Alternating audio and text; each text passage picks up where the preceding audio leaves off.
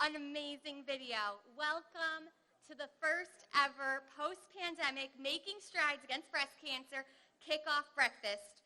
My name is Katie Gottfried-Schaefer, and I, along with the entire American Cancer Society team, am excited to be here with you in person. Plus, as we learned over the couple of years, being present in a virtual way is just as important. So I'd like to welcome all of our live video viewers from YouTube and Facebook to the program. Welcome, everyone. Breast cancer is a disease that can affect everyone.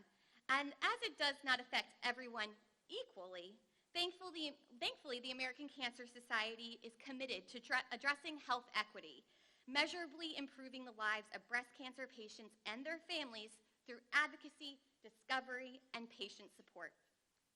Breast cancer patients and their families are counting on us to help save lives and improve lives every day.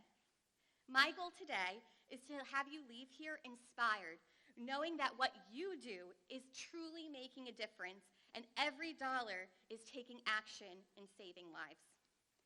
Next, I am so honored to welcome our host this morning. She is a staple supporter who I know many of you will recognize here on Long Island. A volunteer, a spokeswoman, a cancer survivor, and someone we can always count on to be with us, even before the sun rises at Jones Beach every year. Please join me in welcoming ABC7's Stacey Sager.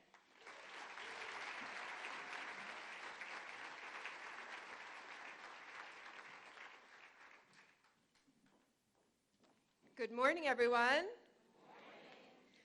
Well, I know it's mid-August because it was 6:30 in the morning and I was already out of my pajamas and on my way to Crest Hollow, like many of you, just like in October when we all get up bright and early.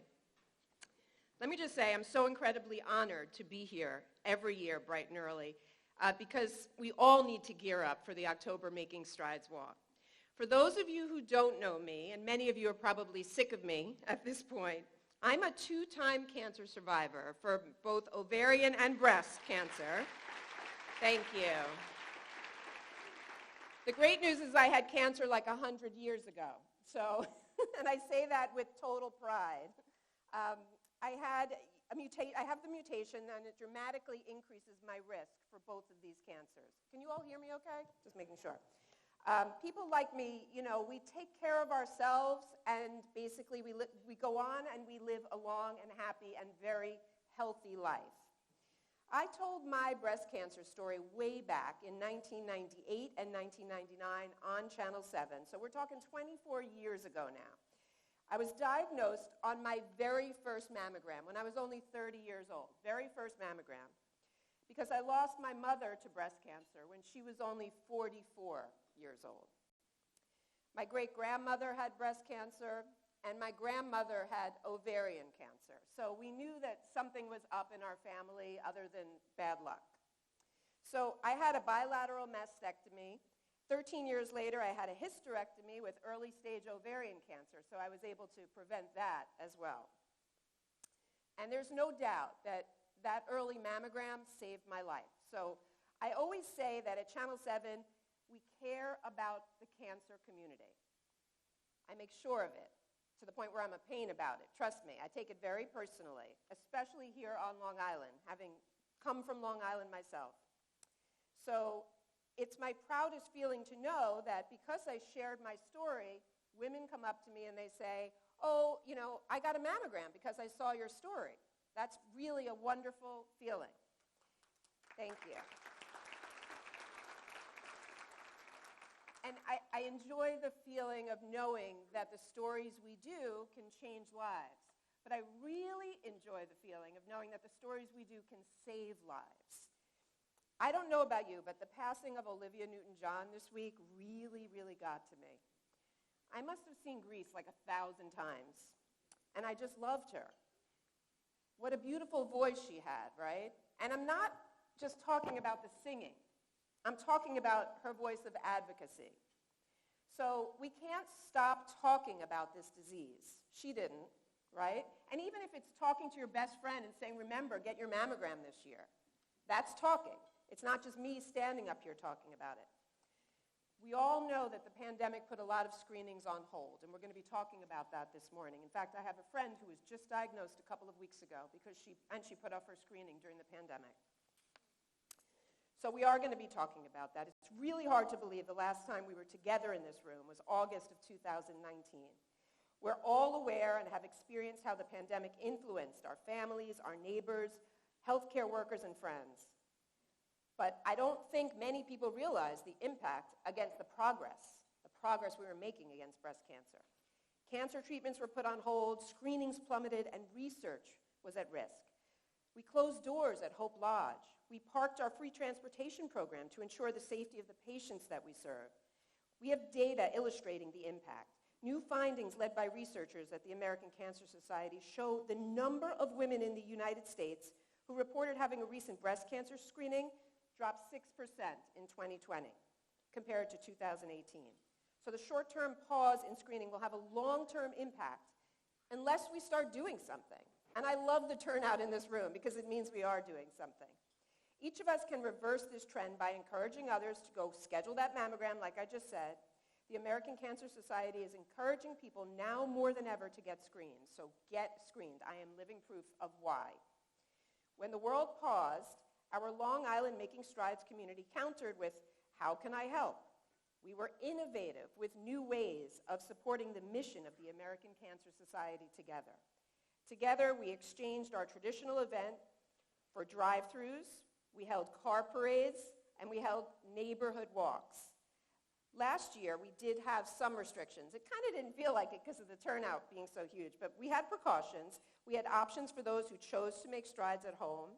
No one could have imagined seeing the semi-socially distant pink sea of 45,000 people walking on the boardwalk, or the hundreds who strolled down Main Street in Riverhead.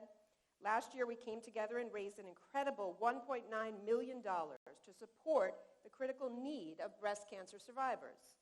And I can't wait to do it again in October. And yes, I will be out of my PJs, I promise, and I will be there. Let us talk about money. The funds you raise for Making Strides fuels patient services, and because of you, we are back. The bottom line, we cannot fight without your support and the many sponsors who've joined us on this mission to end breast cancer. So please join me in thanking those sponsors who've stood with us the last 2 years. It's a really big deal. Part of the magic of Making Strides is walking through that corridor of tents and feeling that energy and the people and the coffee and activities set up by our partners who step up in a big way to support the mission. So thank you to each of our 2022 flagship sponsors. And I'm going to read a list. And the good news is it's really long, but that's a good thing. Canon USA, Catholic Health, CareCoin, MSC Industrial Supply Company, Nature's Answer, NIBRA Plastic Surgery, NICET, NYU Langone Perlmutter Cancer Center, Northwell Health Cancer Institute, PSEG Long Island, Paraco Gas, Stony Brook Cancer Center, Stop and Shop, Suffolk Government, UFCW Local 342. And we have so many sponsors here on Long Island, it's amazing. So thank you to our platinum sponsors, Memorial Sloan Kettering and Gulf Oil. Gulf Oil will be matching your donations of $15 or more up to $25,000 online from August 15th to August 19th to support the mission of the American Cancer Society. And wait, there's more. Thank you to Jones Beach and Eastern Long Island sponsors, including Better Living Now, Belovis Restoration, Coldwell Banker American Homes, Element Energy Systems, Episcopal Health Services, Geico Local in Comac, Island Coffee, Local 25, Long Island Plastic Surgical Group, Northwell Health, New York Community Bank, Property Tax Reduction Consultants, Pure Mammography, and Telephonics. I read those quickly. There's just so many of them, but we're all very appreciative. And we couldn't do it without the generosity of so many companies who lend their time and resources, ensuring that donor dollars are allocated to the mission. So thank you to National Grid, SJS Construction, Able Equipment, Herc Rentals, Nassau County Aris, I hope I said that right, Two Men and a Truck, Event Pros, Suffolk County Community College, and many, many more. And thanks to our National Survivor Ambassador of Making Strides, Zeta Tau Alpha Sorority, ZTA volunteers support more than 150 walks nationwide. And lastly, a very special thanks to the media partners for working hard to keep the dialogue going. That's us. Give it up for ABC. Thanks. WBAB and BLI. So a big round of applause to all these partners who helped making the Long Island Strides the #1 breast cancer walk in Long Island. Long Island's the #1 in the country. Thank you. This year, the Long Island Strides is making history once again. We're thrilled to announce our first ever presenting partner, Teachers Federal Credit Union. This company is stepping up in a big way, and let's take a moment to watch a quick video about the partnership. Every day at Teachers, we ask ourselves, what can we do to help build a stronger community? As one of our guiding principles, this question impacts everything we do. We're constantly looking to take action alongside organizations that give back and make a difference in our members' lives. Part of building a stronger community is building a healthier community. That's why we are so excited to partner with the American Cancer Society. The American Cancer Society and Making Strides Against Breast Cancer is the largest, most impactful movement. We unite companies and businesses, participants, survivors and thrivers, all walking together to put an end to breast cancer. Long Island is our largest event at the American Cancer Society for Making Strides Against Breast Cancer. Last year, they united over 45,000 individuals walking together. In 2019, breast cancer deaths declined 42%. This is due to partnerships like we have with Teachers Federal Credit Union, who are helping advance treatments in those fighting cancer today and in the future, advancing research and screening and programs needed to ensure that their journey is not one where they journey alone. Making Strides Against Breast Cancer is such an inspiring initiative, having grown into the nation's largest and most impactful breast cancer movement. It unites communities, companies, and individuals with the collective goal to end breast cancer as we know it. Last year, over 160 teachers' teammates participated in the walk, and as an organization, we donated $15,000 and raised over $22,000, which was incredible. But that was just the beginning. This year, we want to do even more, make even bigger strides, so we're doubling down. I'm proud to announce that Teachers Federal Credit Union will be the first ever presenting sponsor of the Making Strides Against Breast Cancer Long Island Walk. We'll be donating over $50,000 this year through our collective efforts to demonstrate our commitment to our community, the cause, and our guiding principles. So please join us. Walk, volunteer, donate, do whatever you can to help us make strides against breast cancer and ensure greater access to quality care. We really can make a difference, but only with your help. Let's honor all the brave survivors, thrivers, and the cancer community at large. And let's make strides towards a better tomorrow. Thank you so much to Teachers Federal Credit Union. Thank you so much for your support, to your employees, to your passionate volunteers, and for standing with us in our mission as we work to end breast cancer as we know it. Together, we are Smart for All and Smart for the Cause.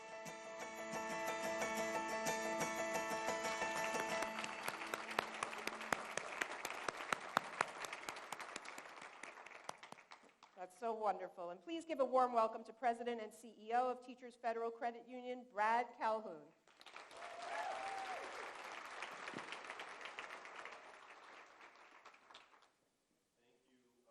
Thank you, Stacy, for sharing and continuing to share your story with all of us and for kicking us off this morning. Good morning, and thank you all for being here. As Stacy already shared, what a great event. I just want to start with a big thank you and a round of applause for the team through American Cancer Society and this event for all that they do to bring us all together. So let's give them a round of applause.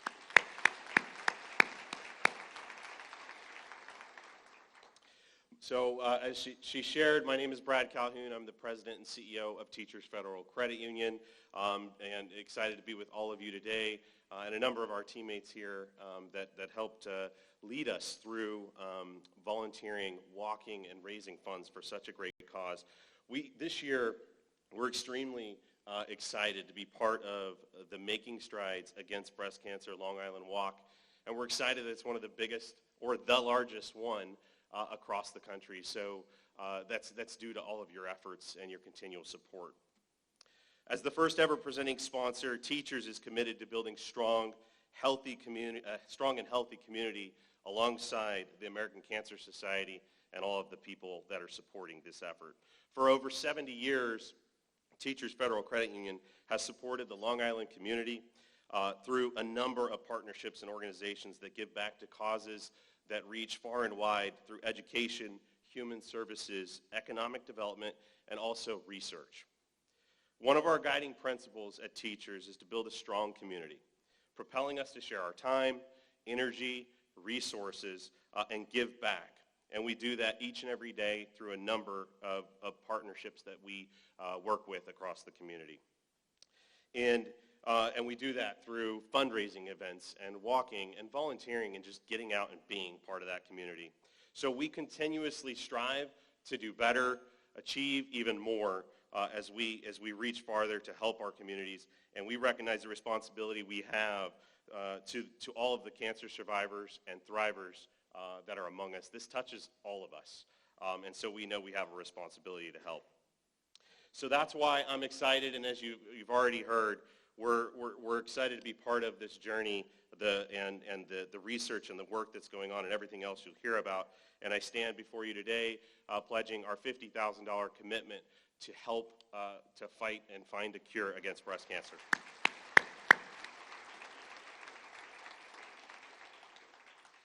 But this is really just the beginning. And we look to do even more, reach even farther, and have a bigger impact like all of you. And so thank you for joining us. I'm proud of our team and a number of the folks here. I'm joined at my table with four folks that led the charge and helped us raise a tremendous amount last year. And I've already told them they have to double what they did last year. No pressure.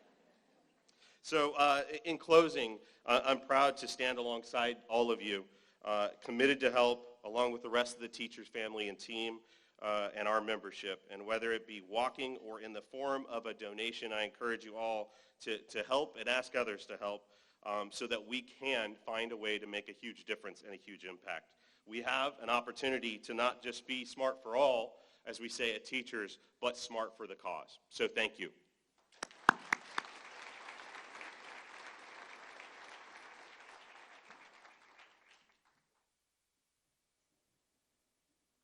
Thank you, Brad. Thank you so much. As you all know, I'm a reporter and we report the facts. So I'm going to give you some facts from the American Cancer Society. Female breast cancer has surpassed lung cancer as the most diagnosed cancer worldwide. This year, an estimated 290,560 people will be diagnosed. And it's not just for women. We all know this. An estimated 2,710 men are expected to receive a diagnosis this year. Black women are 41% more likely to die of breast cancer than white women overall, and they're twice as likely to die if they're younger than 50. Think about that. When I look at these facts, and I look out at this group before me, seated here and online, I'm curious, what is it that brought you here? What is your why?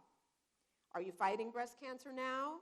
Are you supporting employees and coworkers who are going through their own cancer journey?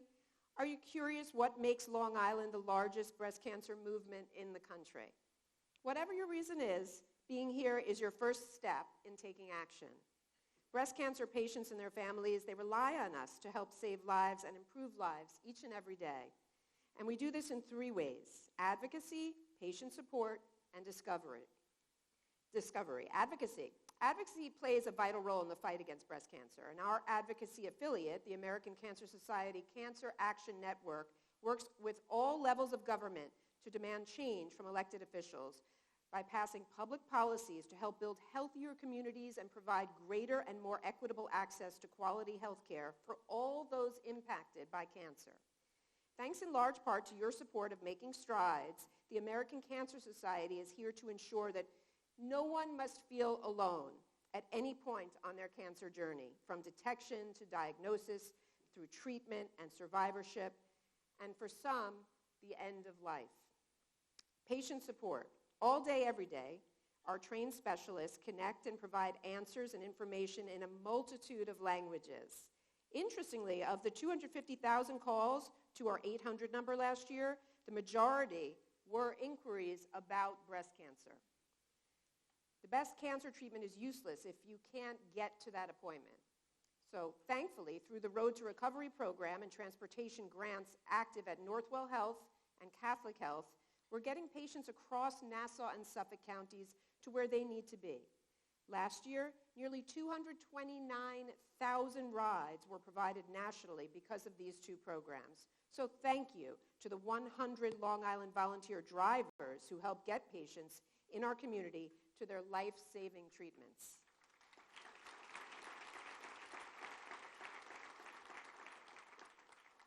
Now, I can tell you firsthand about Hope Lodge because I've been there. Hope Lodge is really a true gift to cancer patients. It's entirely free to patients because of your support. It's a home away from home and a nurturing community for people facing cancer.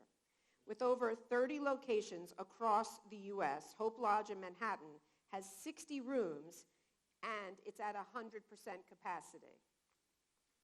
Research. The American Cancer Society is the largest non-government funder of cancer research in the United States.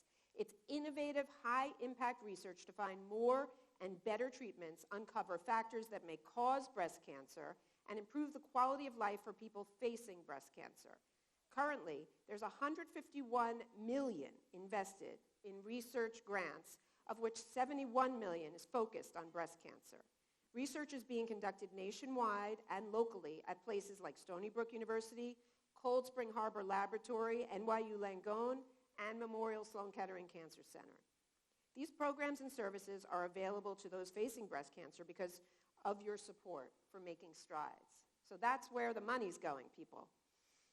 I'm honored to have a special guest here today who can share more about the work of the American Cancer Society. Dr. Alpa Patel is the Senior Vice President of Population Science for the American Cancer Society. She oversees a team of approximately 40 research and study operations staff.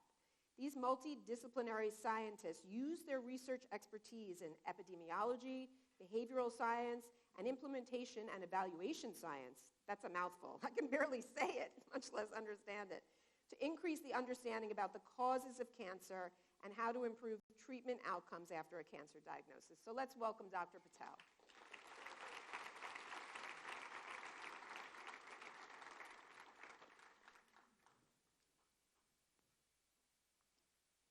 Thank you so much for having me here today. I'm so excited to be here. I've actually been a Strides participant for a couple of decades myself, so I feel like I'm amongst family, even though I need to come up and do this Strides event clearly instead of the one in Atlanta.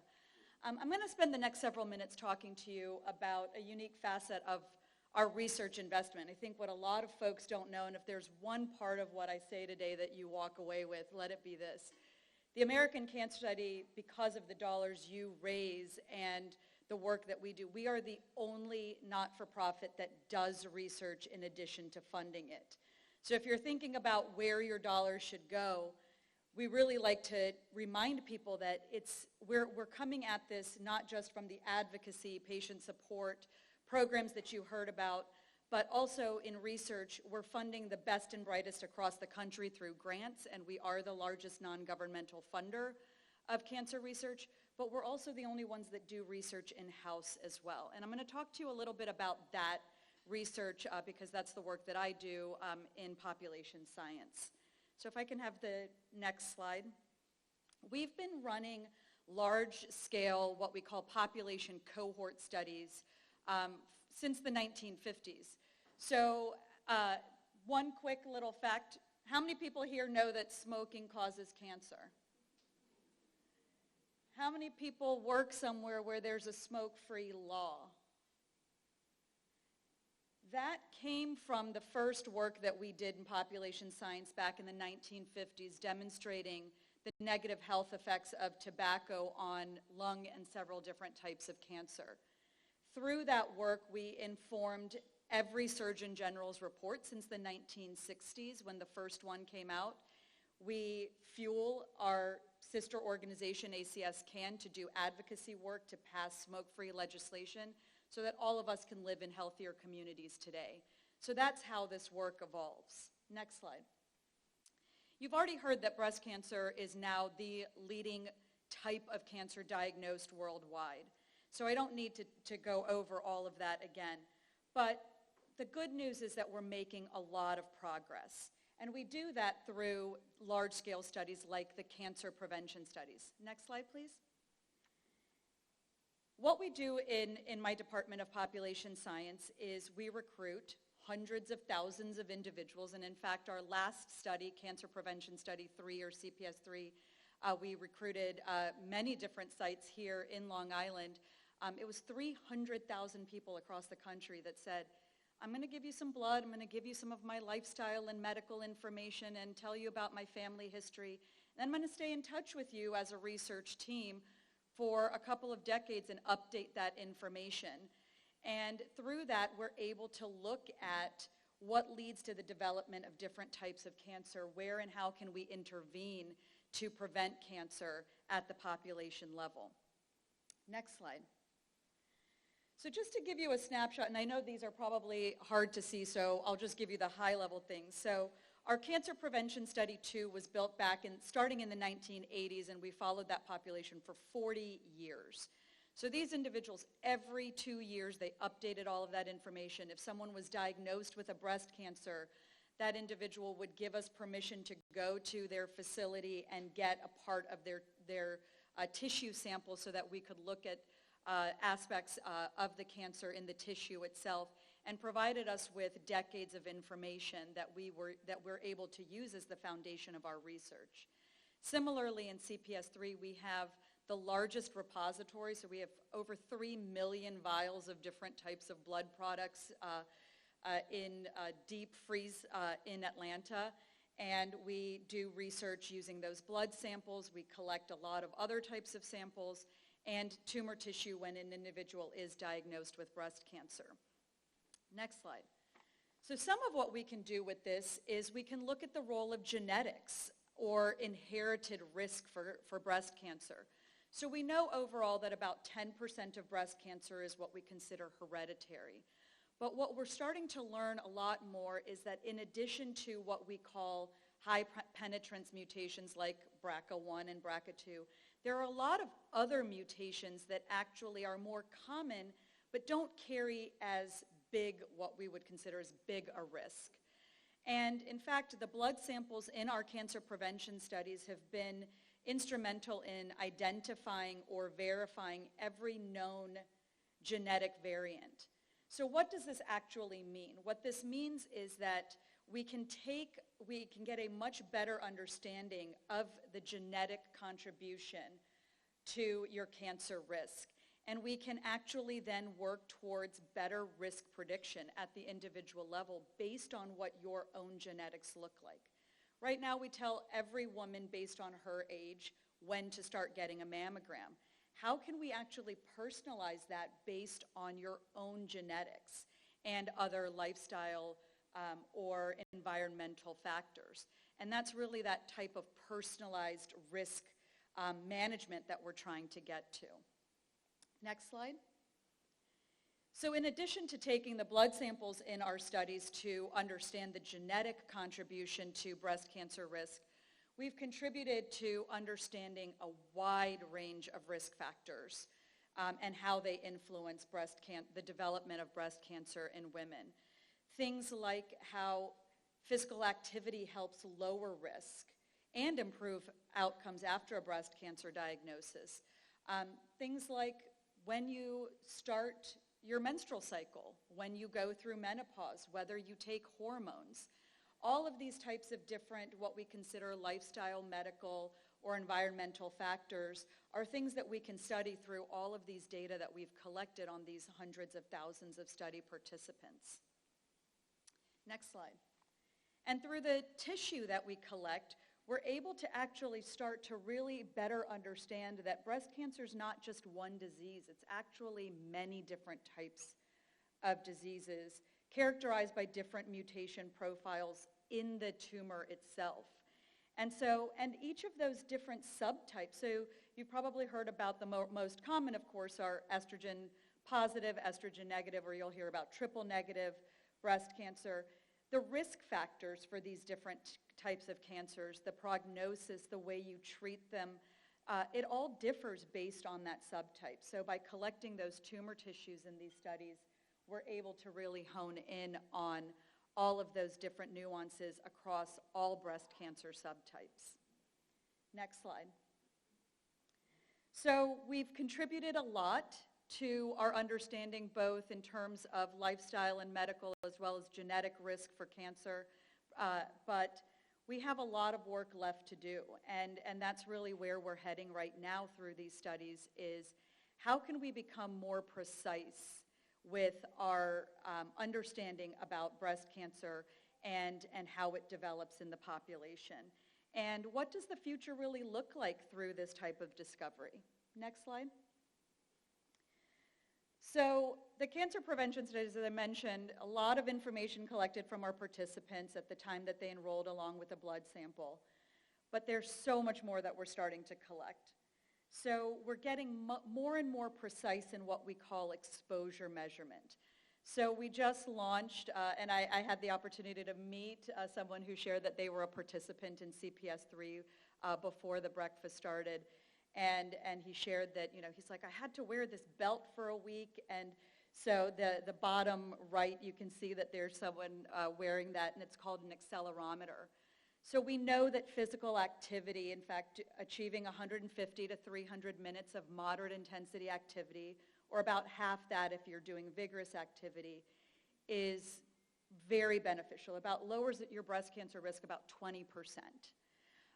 But the most common questions that I get doing a lot of physical activity research is, does it have to be spread out throughout the week? How many minutes in one bout? Is there a particular type of activity that is better for me than others? There's a lot that we don't know. So these accelerometers are actually worn, and they capture movement in 3 different directions, front and back, side to side, and up and down, on our participants for a full week.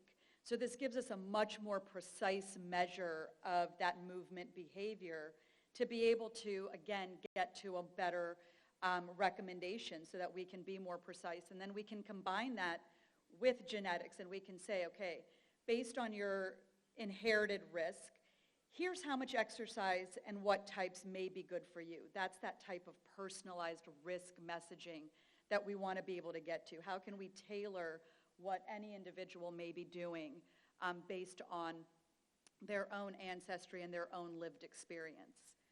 We're collecting, this one's kind of gross, and sorry that I'm talking about this one while everyone's having some breakfast, but we're collecting stool and saliva samples. So we're actually sending about 10,000 participants a kit, and they're submitting a stool and saliva sample. We can really understand how an individual metabolizes different things that they're exposed to or what they eat through studying the DNA of the bacteria in your own gut, and we know that that's different for each individual. How does that influence cancer risk as well as response to treatment? We know that that gut microbiome is really important in treatment response as well. So we're collecting those samples to be able to do those types of research. So there's a number of different ways in which we're improving the precision around our data collection. Next slide. We're also modernizing and using technology to advance what we can do with the tumor tissue and the blood samples that we collect. So for instance, now everyone here probably, if you use social media, you know that sometimes a picture will pop up and say, you may be tagged and you may want to tag yourself in this picture because there's facial recognition. How can we use some of those same technologies to look at the cellular pattern of a tumor tissue Well, we're scanning at really, really high resolution the slides from these tumor tissues, and then we're applying different types of AI and machine learning to this to see, are there patterns that go beyond what a human eye and a pathologist can find that may actually help us further refine what we know about breast cancer. We're looking at and pulling out pieces of DNA and RNA out of these tumor tissues that our participants so generously share with us so that we can understand at an even deeper sense what are the specific mutations that caused a cancer and how does that affect response to treatment and prognosis longer term. Next slide. So where we're heading with all of this improved precision around the exposures that we're measuring, the way in which we're looking at the cancer itself, is we're getting towards personalized prevention, personalized screening, and personalized treatment. Getting to the right intervention for the right person at the right time in their life so that we can help women and men who are facing breast cancer before a diagnosis, after a diagnosis, and throughout their life to make sure that they are living their best life and getting the right resources along the way. Next slide. So a lot of different data looking across the entire continuum through these studies. We start with individuals who have never been diagnosed with cancer. We continue to follow them for decades so that we can understand the entire cancer continuum from healthy life before a diagnosis to ensure healthy life after a diagnosis. I want to just take a step back because we had talked earlier about the fact that not all women and men face cancer equally. And go to the next slide, please. So several decades ago, there was actually no difference. You heard that there's about a 40% higher risk for black women to die of breast cancer than for white women. Several decades ago, there was no difference. And now there's a widening gap in that risk of dying of a breast cancer diagnosis. Some of this we understand, and a lot of it we don't. But this is a really important area through the cancer prevention studies that we're working to address.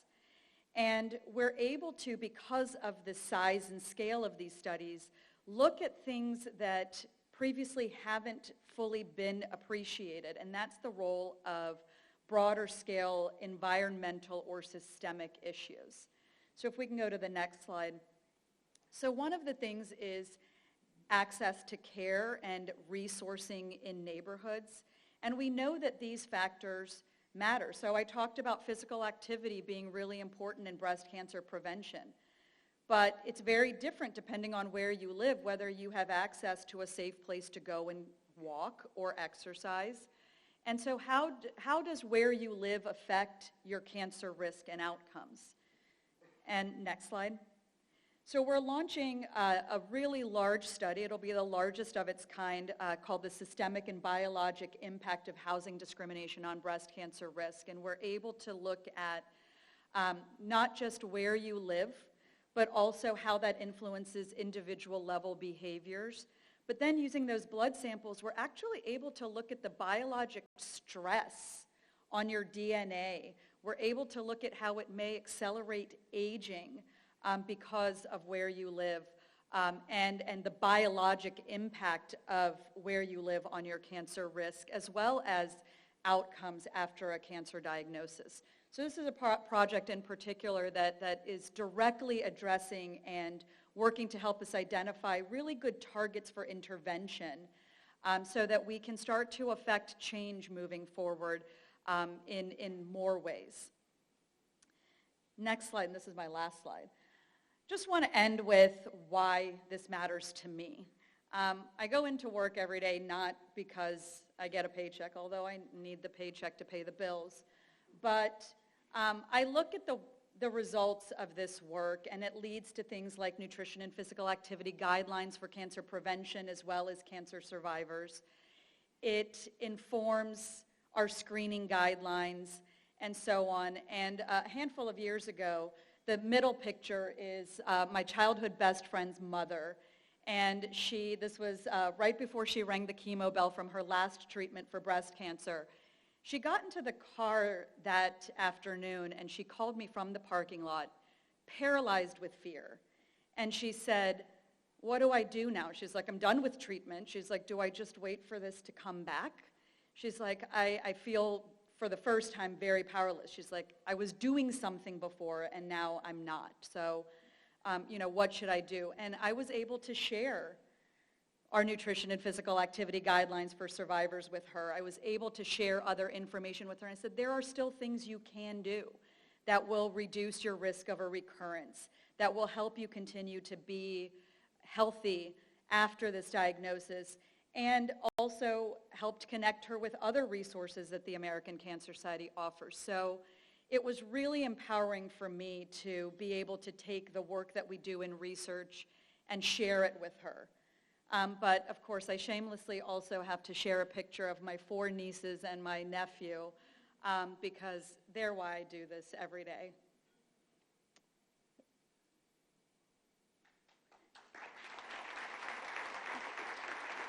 Thank you.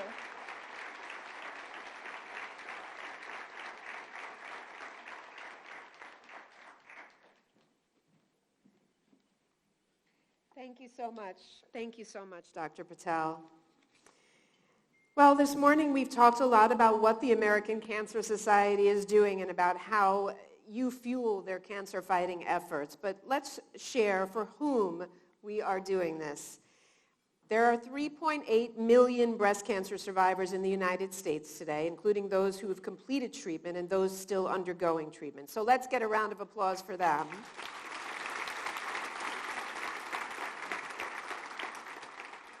With the progress that's being made through discovery, we're able to understand even more that everyone's journey with cancer really does look and feel different. And so today, we're going to hear from 3 amazing women. They're sitting behind me with their amazing doctors who were introduced to us by our flagship partner, Nibra Plastic Surgery. So we have Lilith, Lexi, and Michelle, and they are going to be sharing their stories and their unique experiences with breast cancer. Good morning, ladies, and your doctors. Dr. Feingold, Dr. Light, and Dr. Banks, right? Okay. Women and men with BRCA gene change have greatly increased risk of breast cancer. I have the BRCA mutation, and there are a lot of mutations, not just BRCA, so let's be clear about that. We're discovering more and more. And we also have increased risk for ovarian, pancreatic, prostate, and other cancers. So first, today, to share her previvorship, and I love that word, the story is from Lilith. Welcome to Lilith.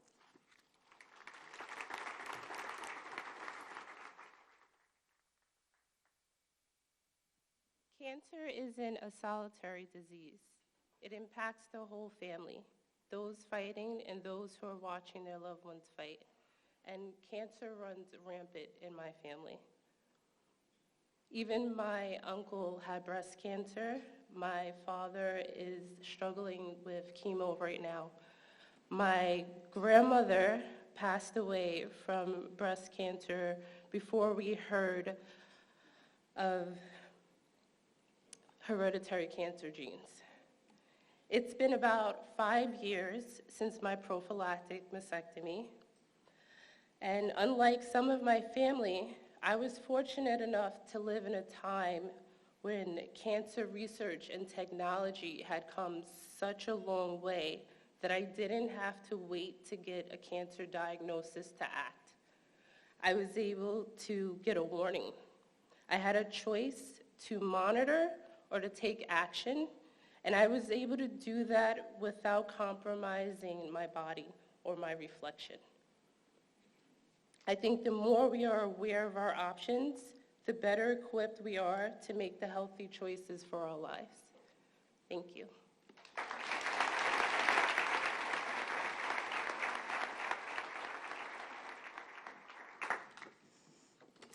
Thank you to Lilith and your doctor, Dr. Feingold. At the American Cancer Society, we do consider you a survivor from the moment of diagnosis. So, Lexi, can you share your story?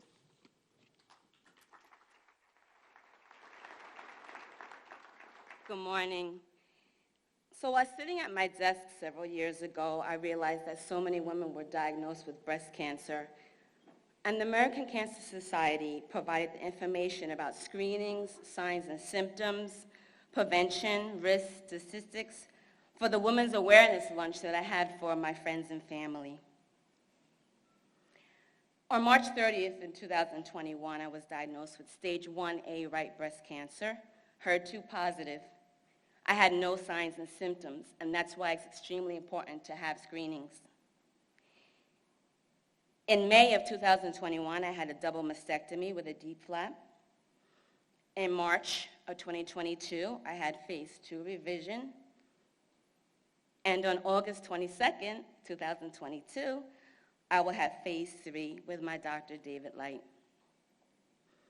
I also had chemotherapy.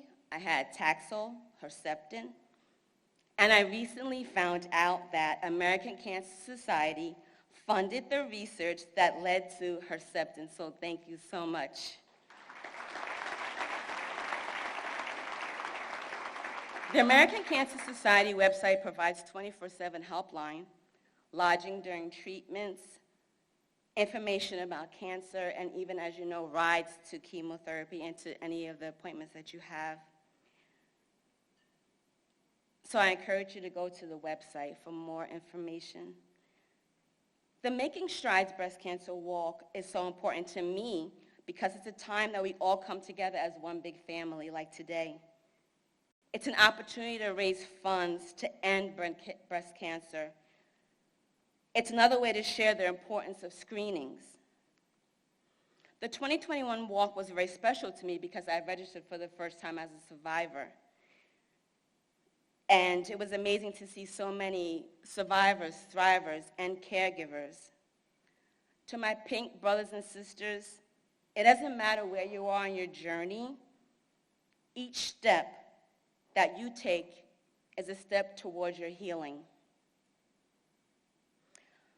I first would like to thank God, who's ahead of my life. And it was good that I was afflicted with breast cancer. My mom, my family, my loved ones, my medical team, Dr. Loretta Siegel. I'd like to thank Dr. Mark Mittler, who referred me to Dr. Susan Palesci, Dr. Yelda Nuri, and Northwell Health, where I had my surgeries. To Dr. David Light, thank you so much for reconstructing me. I'm so grateful for your expertise. Thank you, Molly, Sisters of Support, and my neighbor family. I love you all. And thank you, American Cancer Society. It's been an honor to stand before you this morning. God bless you all.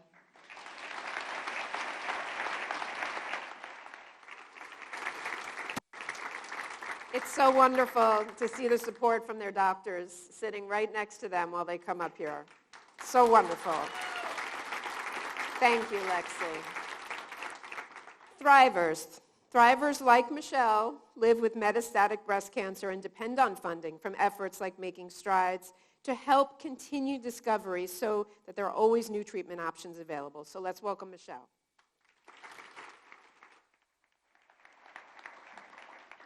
Good morning. This isn't part of my speech, but last night I ran to Macy's to find a pair of shoes, which I couldn't. And also for my boyfriend, he couldn't find a pink shirt, so I bought him a pink shirt. And while I was online, the cashier, somehow we started talking about breast cancer, and she was actually having a double mastectomy the following month. And she wanted to ask me a million questions, and I said, oh, you know, you have customers, I'll wait. But then I knew I had to go home and find my pink shoes for today. So I said, let me just give you my number. Call me anytime, text me. And that's what's so great about this community is that I've met so many women throughout the years. So I'll begin with telling you I was diagnosed with stage 2 in 2015. And speed past that, and although I had a double mastectomy, in 2017 I was re-diagnosed with a local recurrence to my skin.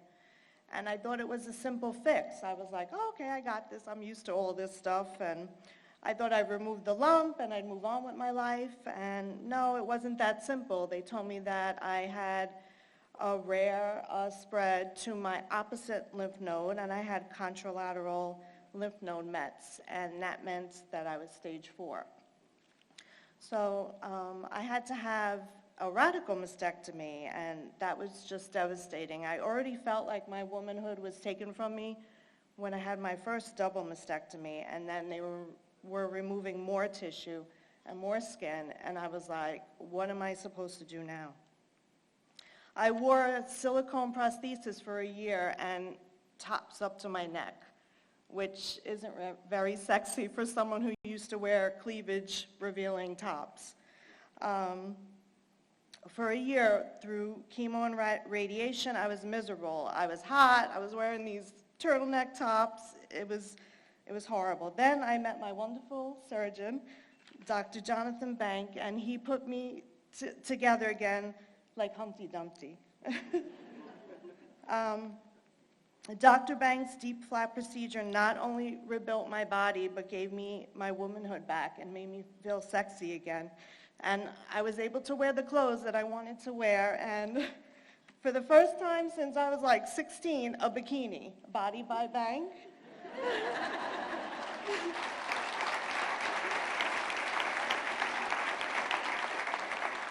The Making Strides Against Breast Cancer initiative is critical to provide knowledge to the public about metastatic breast cancer especially. Well, and for survivors and for early detection, but obviously metastatic stage 4 breast cancer is very important to me because I've met so many women that have lost their lives too soon. So the Making Strides Against Breast Cancer initiative raises funds for new treatments and hopefully eventually a cure one day. I've met so many inspiring, brave women through this community who gave me courage to pursue my dreams and do things that I kept putting aside that I probably wouldn't have done before my cancer diagnosis.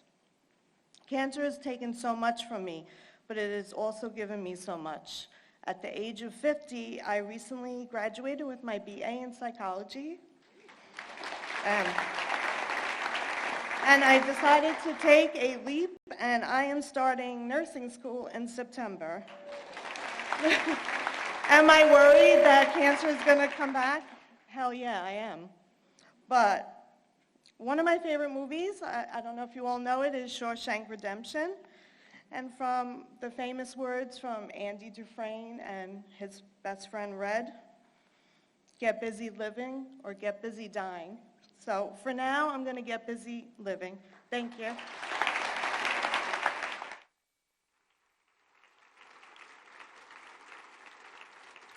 Wow, that's Michelle. Now that we all feel like slackers. And I just want to say a word. I thought it was a dress, but it's a pantsuit, and it's totally amazing, and I love it. I love everything about that, and Dr. Bank, you're awesome, too.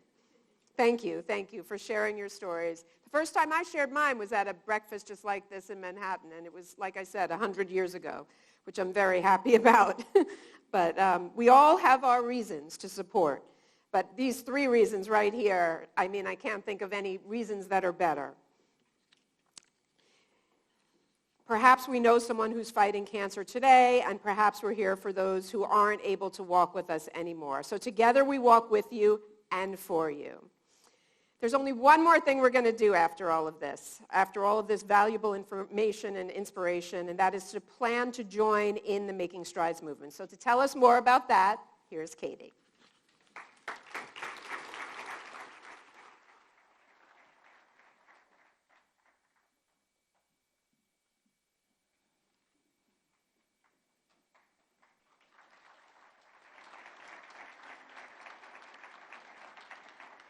They were amazing, weren't they? Let's give them one more round of applause. And I have to give a shout out to our team at Nibra Plastic Surgery for always bringing such amazing stories to share at breakfasts and events like this. And if you want to see them at the walk, they are among 1,000 survivors that they bring every year with them, which is phenomenal. There is only one more thing to do after we got all of this valuable information and inspiration, and that is to get you to join our Making Strides Against Breast Cancer movement. So, how do we take action? I'm going to ask you to pledge to become a team leader this year at our Making Strides Against Breast Cancer walks in October. What does that mean? To become a team leader, you're going to get a chance to customize a website, access incentives, you're going to be able to enter contests, win prizes. You'll get newsletters about what is going on here in Long Island, on Long Island. I'm not from here originally, but I am. And also what you are doing to make a difference in those stories like we just heard. And also you're going to have a really fantastic day. So it all starts right now. On your tables, you're going to see a commitment card. It's on the screens, or it will be in a second. You're going to take that commitment card, and I'm going to ask that you fill it out. Okay, so take a second, there's pens, fill it out and tell us that you are committed to joining the fight against breast cancer. And while you take a second to fill that card out, we're going to have a video play to just recognize our survivors. So please take a second and watch the screens, fill out your card.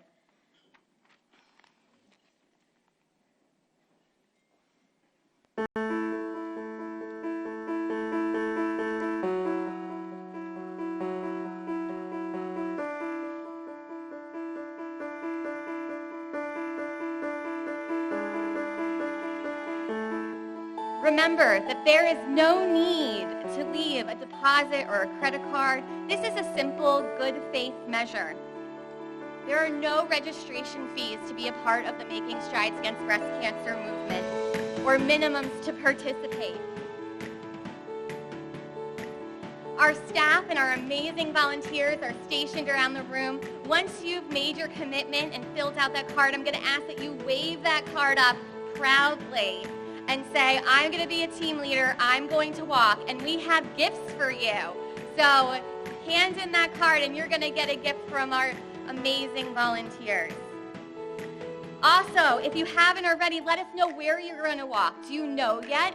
It's okay if you don't, but we have our Making Strides Against Breast Cancer walk of the East End in downtown Riverhead on October 1st, and our Making Strides Against Breast Cancer walk on October 16th. If you're tuning in online, there's a link in the chat. Make sure you click that link. We will get your gift for you later on in the month. All right, am I seeing it? Stand up. Who's going to be a team leader?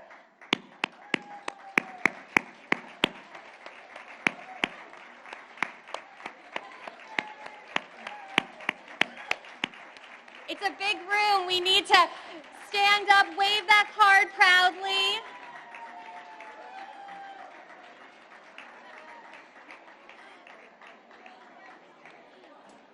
It's okay if you didn't get your gift yet. We will still be collecting and giving out as I continue the program. I hope at this time that you have filled out those cards and are excited to join us in October.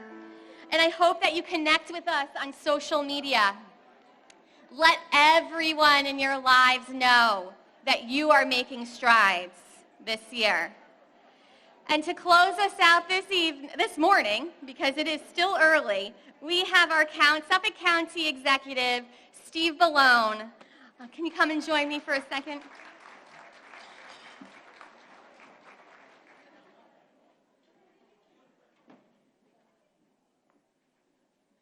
Good morning. Thank you, Katie. Let's hear it for Katie Schaefer, the amazing job that she does and the American Cancer Society does. I'm so grateful to be here with her, with all of you this morning for this really celebration of life and hope and inspiration.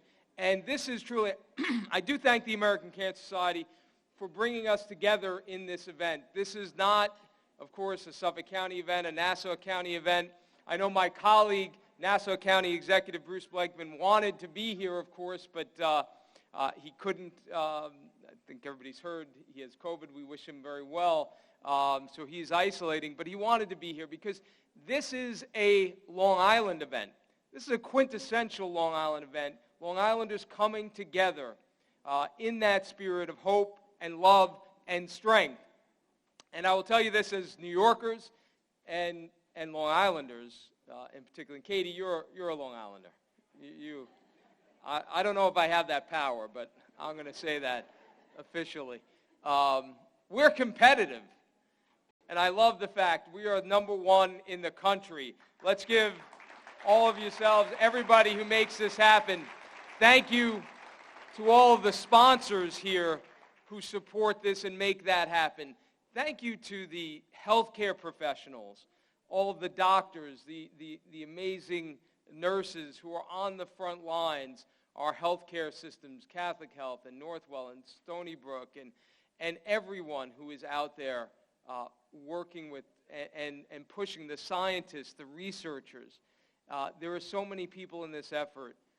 To the family members, the loved ones, and most importantly to the survivors here who inspire every day those around you, your loved ones, your family, your friends, but all of us in this fight, because what we've come to understand, and I think what everyone does understand, is that no one is immune from this. Everyone, in some way or another, is impacted. Family member, friend, loved one, and we're all in this fight together. And at the end of the day, we will win this fight together. And that's what this represents. So, my thanks to everyone, but I want to give a special thank you here today to our presenting sponsor, Teachers Federal Credit Union. An amazing organization. They do so much good in our community, helping families and communities to thrive and to prosper. But particularly we want to recognize them today for their sponsorship of this really quintessential Long Island event that brings countless people, tens of thousands of people together in that spirit of love and hope. So we want to present a proclamation, and I get to present a proclamation on behalf of my colleague, Nassau County Executive Bruce Blakeman, to Brad Calhoun, the President and CEO, Teachers Federal Credit Union. Brad, come on up, and thank you. These proclamations represent our really just saying how much we appreciate, respect, and how grateful we are for you and your team, all that you do for Long Island. But particularly what you're doing in this fight against breast cancer. Brad, thank you very much.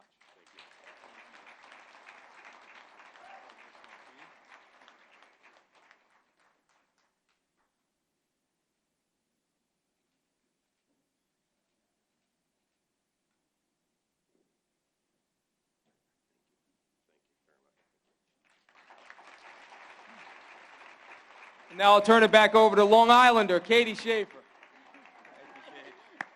I mean, I've been here for over 10 years, so I guess it's true. I really liked being bestowed upon. Okay, so please, as we close out today, I just want to say thank you again. Please do not forget, if you need help, we are here. If you have any issues with breast cancer or any other kind of cancer, the American Cancer Society is here. If you need help with your team or fundraising ideas, the American Cancer Society's Long Island Making Strides Against Breast Cancer team is here for you. And I just have to say, without this walk and your fundraising, the American Cancer Society would not be able to do the life-saving work that it does. We would not be able to fund the research that we fund. We wouldn't have our Hope Lodge facilities open.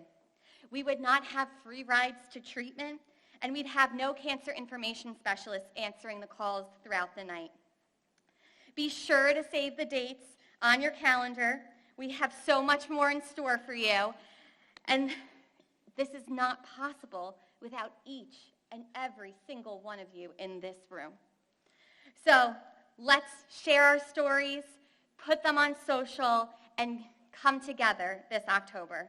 On behalf of the incredible speakers and the many volunteers and staff who attack cancer from every angle, thank you. Stacy, do you want to come say goodbye?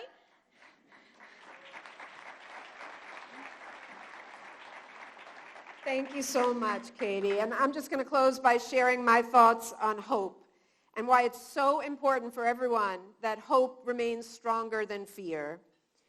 Thanks to your decades of hard work and the dollars you helped to raise, we do have more hope and less fear. A breast cancer diagnosis should never come without hope. And the breast cancer journey doesn't have to be traveled alone, and it's all how you look at it. I look out at a field of dandelions, and I don't see a field of weeds. I see a field of wishes. So let's keep wishing for brighter days and more hope than fear. And thank you. And we'll see you at Jones Beach. You'll see me at Jones Beach. I know that. On Sunday, October 16th. And then in Riverhead on Main Street on Saturday, October 1st. And be well. Remember, hope stronger than fear. Oh, and I'll be at the Step and Repeat. I'll be down at the Step and Repeat to greet the team leaders.